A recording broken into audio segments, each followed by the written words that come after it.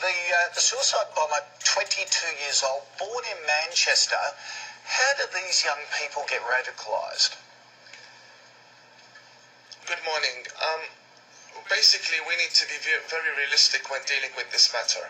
You have a 22-year-old who gets radicalized over 2-3 sermons within a Friday mosque gathering, and the killer of Curtis Chang in Sydney was 15-year-old, and just on the 23rd of this month, 2 days ago, we had a 22-year-old female who is now being arrested, or was arrested, after having ties with ISIS in Adelaide. Now, this age is an age where someone would expect people to be going out, having fun, but no, we have a large number of youth that are being radicalized.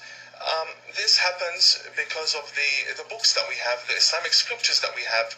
They push the Muslim youth to believe that if you go out there and you kill the infidel, that's how you will gain paradise. But they're listening to preachers, if you like, sermons, 2 or 3 sermons by clerics like yourself, radical clerics.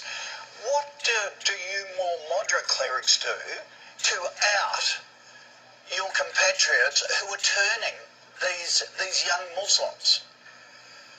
Well, it is very hard being a peaceful, moderate person within a society that is infested by extremist Muslims. I will not deny this fact. Yeah. We have a large number of Muslims that are extremists, even in Australia, and we see them when they come out in the Sydney riots, and we see them attacking the police. So we're being infested by radical clerics here in Australia? Yes, clerics and followers as well, and I've said this to many government authorities, and I'd like to show you something. I bought this 2 days ago from a shop within Melbourne. This is Al-Qaeda's flag. These are stickers that are being sold for a few dollars. They have them on their windscreens, they have them everywhere. Now, I know that these things can be obtained from anywhere, even online or even on the internet.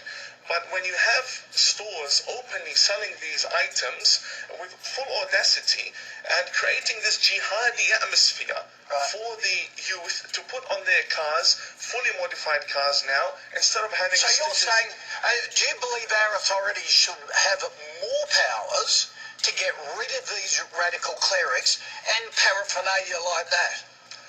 I think we've got to get tougher. I think our authorities have misunderstood the situation.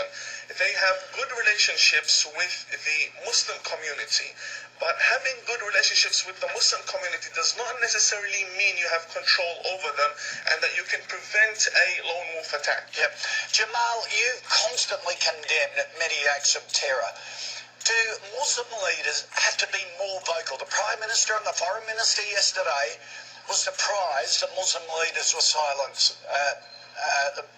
yesterday on this whole issue.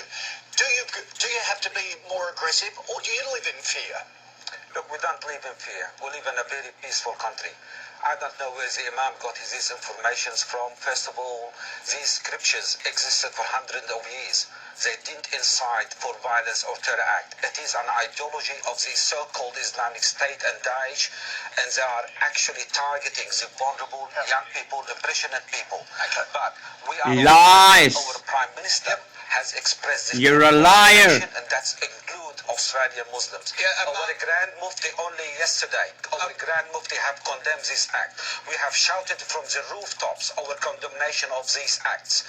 Now, what more can we do? Sorry, Jamal, Imam, you're shaking your head. Is there a rightfully so between Muslim leaders? I disagree. I disagree. We have a situation where there is a month doesn't go by without a terrorist attack happening somewhere around the world. And for the past 1,400 years, we have had a religion of war. That's exactly what we have had. This is not something I'm imagining. These are facts. We've had many wars. How did Islam spread from Saudi Arabia down to Indonesia and Bosnia? All spread by the sword. We had many wars. And for someone to come and say these Islamic scriptures have nothing to do with it, I mean, that's against the facts. That's not true. The Islamic scriptures is exactly what is pushing these people to behead behead the infidel. Let me tell you something. The people that are beheading that the person that killed the young girls in Manchester did so believing he was going to dine with the Prophet Muhammad that very night. And that is because the Islamic scriptures... That's not true. There is nothing in Islam that will justify... Do not lie to the Australian nation.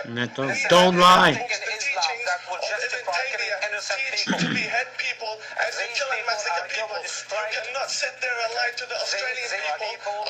No, wait. Let's give Brother a reply. Do not lie to the Australian public.